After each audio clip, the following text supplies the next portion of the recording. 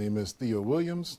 I am a supervisory special agent in the Crimes Against Children and Human Trafficking Unit, and I am from New Orleans, Louisiana. I have been an FBI special agent approaching 11 years in July.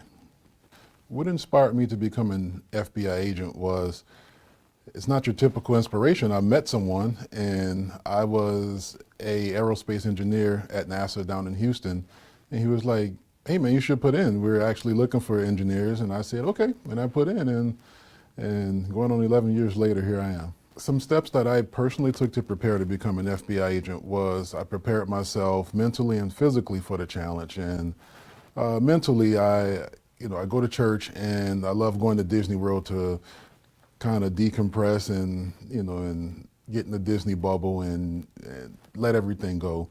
And physically, I work out so that way I can stay physically fit for the demands of the job.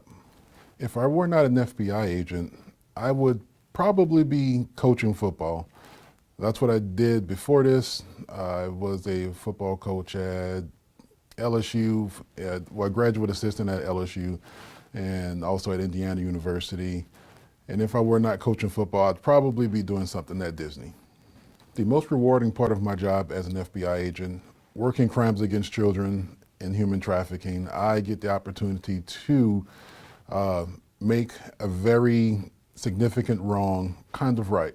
When I get the opportunity to put a human trafficker in jail for a significant period of time, that's the most gratifying feeling that you can feel. When I have the opportunity to take a child predator and we put him away for life, I mean, there's no other feeling better than that. What have I learned personally and professionally since becoming an FBI agent? I learned that whatever I put my mind to, I can do it. Most of my life I played football, and I went to the military, and I was very used to using my physical gifts to excel.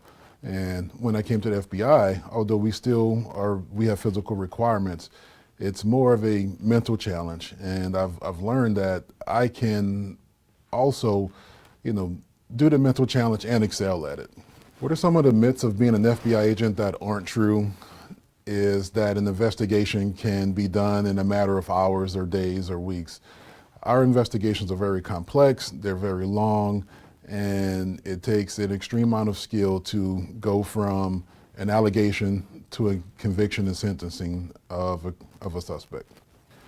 What are some of the myths of being a black FBI agent that aren't true? If I had to say anything, I would say maybe work ethic. Maybe people may assume that we're not going to put in the work that everyone else does, but that's a complete myth. I mean, we're all just one team, one fight, and we're all working hard. We are all putting in enormous amounts of hours to keep America safe. Well, if I could choose a dream location, if I had one, I would say it would be the Orlando office, so that whenever I feel a need, I can just go visit Disney and see the mouse and come back out fresh. So what I would like to say to young African American who are interested in becoming FBI agents, I would tell you right now while you're young, go to school, make great grades, but also one thing that we don't look at is make sure you don't tear up your credit. Make sure you're not getting credit cards and destroying your credit before you even have an opportunity to apply for the Bureau, because that's one thing that will get your application torn up, is if you have horrible credit and you owe a bunch of people money and you're in debt.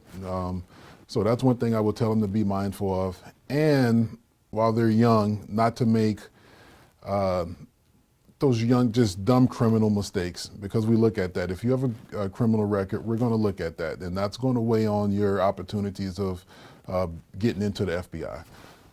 What efforts can be relayed to the African American community to become FBI agents? I think relaying the message that they can be a part of something special, they can enact change and be a pillar to that community. It's been more than one instance where I've been able to talk to a family and help them understand what's going on, even in this dire time of need.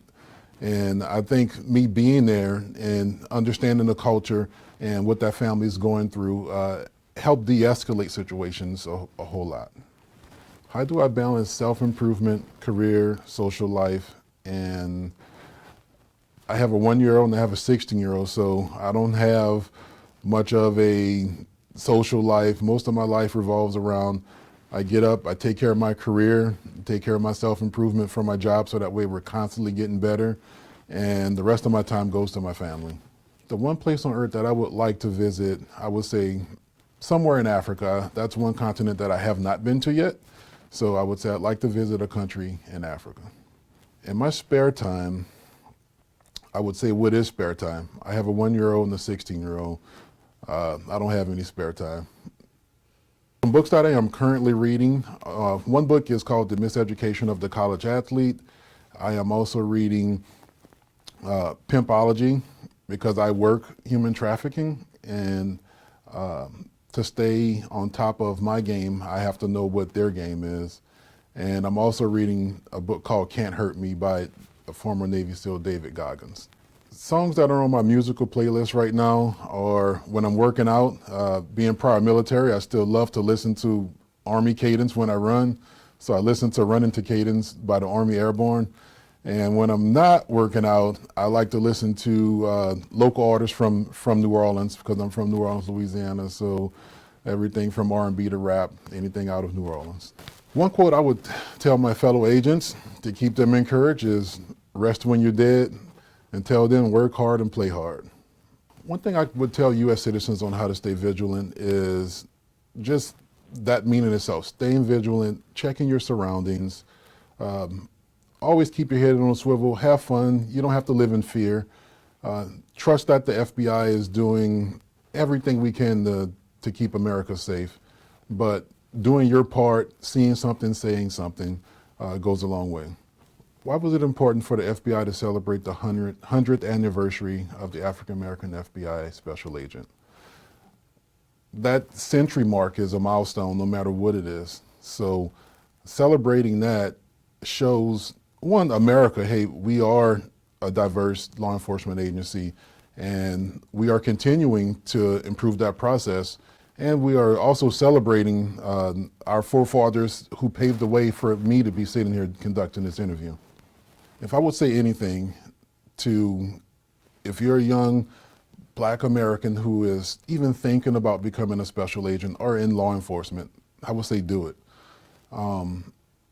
If you're trying to enact change, if you want to be a part of the solution, come and join, okay? Just your sheer presence and learning how we protect America can make a big difference.